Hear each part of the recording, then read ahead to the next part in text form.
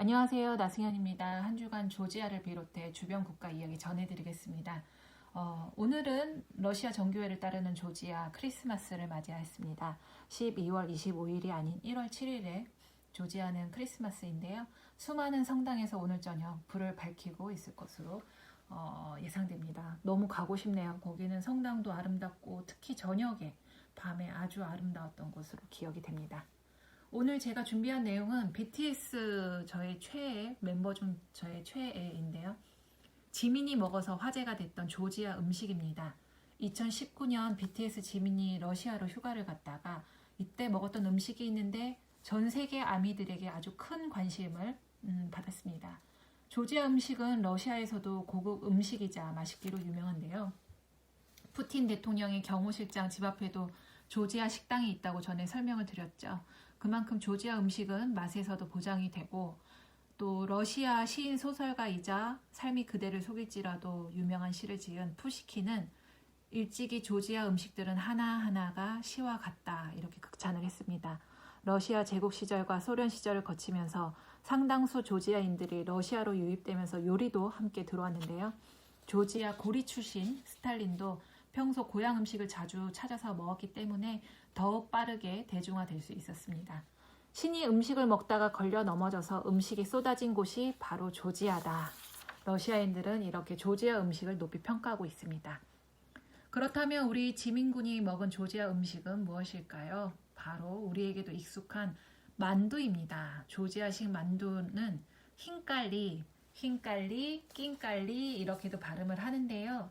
조지아를 대표하는 서민 음식입니다. 지역에 따라서 모양과 속재료가 다르지만 그 모양의 아래는 이렇게 동그랗고 위에는 이렇게 주머니처럼 생겨서 복주머니 같은 모양이 생겼는데요. 주로 이렇게 고수와 후추를 이렇게 위에 뿌려서 먹습니다. 만두피 안에는 소고기와 돼지고기를 다져서 양념을 함께 채소를 넣는데요. 특징은 뜨거운 스프 국물이 들어있어서 먹을 때 요령이 필요합니다. 이렇게 한 입에 탁 넣었다가는 굉장히 그 국물이 뜨거워가지고 놀랄 수가 있는데요. 그 젓가락으로 콕 찍어서 이렇게 육즙을 이렇게 한 김 뺀 다음에 먹을 수도 있고 아니면 이렇게 위에 꼭지를 잡고 그다음에 밑에 부분을 한 입 베어 문 다음에 육즙을 쪽 빨아 먹으면 이제 그때부터 먹기 시작하면 됩니다. 이렇게 중국 만두, 소롱포처럼 드시면 되는데요. 아까 말한 그 만두 위에 부분, 밀가루가 많은 그 손잡이 부분은 쿠디라고 한답니다. 이것을 먹지 않는데요. 사람들은 아랫부분, 음식이 채워져 있는 부분만 먹고 위에 이 꼭다리는 먹지 않는데 자기가 먹은 접시 위에 이렇게 다 내려놓는다고 해요. 그러면 몇 개를 먹었는지 숫자를 셀 수 있다라고 합니다.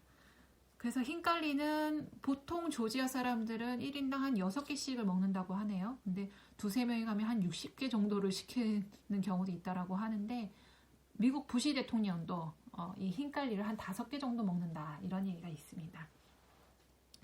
그리고 크기는 우리나라 그 만두 왕만두보다는 좀 작고 그 일반적으로 파는 그 만두보다는 약간만 좀 더 큰 것 같아요. 그 지역마다 크기는 다르겠지만 제가 먹었던 것은 그렇고요. 그리고 어떤 식당 같은 경우에는 만두 위에 이렇게 깃발을 꽂아 놓습니다. 그래서 만두 종류가 속에 어떤 재료가 들어가 있는지 이렇게 구분을 해 놓기도 한답니다. 그래서 맛은 굉장히 짭조름하지만 만두에 익숙한 우리나라 사람들은 아주 편하게 먹을 수 있는 음식이고요. 저 역시 거의 몇 끼를 이렇게 흰깔리를 먹었는데 신기하게 갈수록 또 시골로 들어갈수록 아주 맛있었던 기억이 납니다. 조지아 음식에 대해서는 다음에 또 소개를 해드리고요. 우리 그 지민군이 먹었다는 흰깔리에 대해서 오늘 소개를 해드렸습니다. 그리고 이번 새해 첫 주 조지아 주변국이 아주 뉴스가 뜨겁습니다. 지금 이제 뉴스에서도 굉장히 많이 소개가 되고 있는데요. 차근차근 하나 보면 유라시아 경제연합은 이 경제가 코로나19 이전으로 회복하고 있다 이렇게 얘기를 했습니다. 4.1%의 성장을 보일 것으로 전망을 하고 있고 우리나라 돈으로는 596조를 넘어서게 될 것이다 이렇게 밝혔습니다. 조지아 경제도 살아나고 있습니다. 2021년 지난해 말 11월 경제가 12%를 성장했다 이렇게 통계청이 밝혔는데요. GDP 성장을 기록한 분야는 제조업 분야로 운송, 저장, 예술, 엔터테인먼트, 호텔 이런 분야가 두드러졌습니다. 그리고 지금 러시아가 미중 영 프랑스와 함께 핵전쟁 방지를 합의를 했죠. 핵무기는 억제력과 전쟁 방지를 위한 방어적인 목적으로만 사용해야 된다 이렇게 강조를 했는데요. 세계 최대 핵무기 보유국인 러시아와 미국, 중국, 영국 그리고 프랑스가 핵무기 사용 금지에 합의를 했습니다. 그리고 러시아는 벨라루스와 함께 지금 추가 합동 군사 훈련을 계획하기로 발표를 했습니다. 러시아 대통령과 벨라루스 대통령이 추가적으로 합동 군사 훈련을 실시하기로 했다 이렇게 밝혔는데요.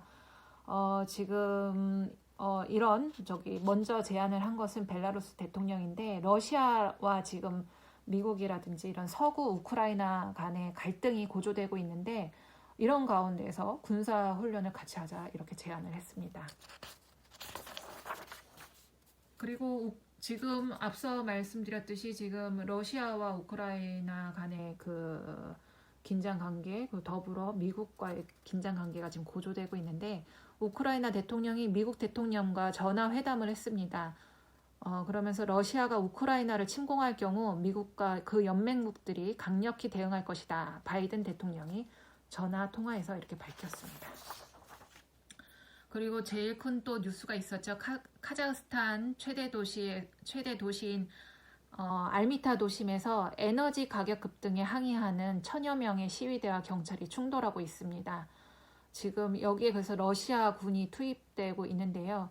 물가와 연료비 폭등으로 촉발된 카자흐스탄의 반정부 시위가 걷잡을 수 없이 번지고 있습니다. 현지 정부는 시위 배후에 외부 테러리스트가 있다고 규정을 했지만 상황을 관리해야 할 내각이 총사퇴하는 등 극심한 혼란이 빚어지고 있습니다. 상황이 급박해지자 러시아가 주도하는 안보협의체, 러시아식 나토라고 하는데요. 군 병력을 카자흐스탄에 파견하겠다고 밝혔습니다. 우크라이나 문제 등으로 미국을 포함한 서방과 대치하는 상황에서 러시아가 옛 소련권에서 발생한 내부 분란을 서둘러 진압하려 한다. 이런 분석이 나오고 있습니다. 한편 뉴욕타임스에서는 심각한 빈부격차에 따른 박탈감이 이번 시위의 근본 원인이다. 이렇게 분석을 했습니다. 이번 주 조지아와 주변국에 관한 이야기 여기까지 준비했습니다. 고맙습니다.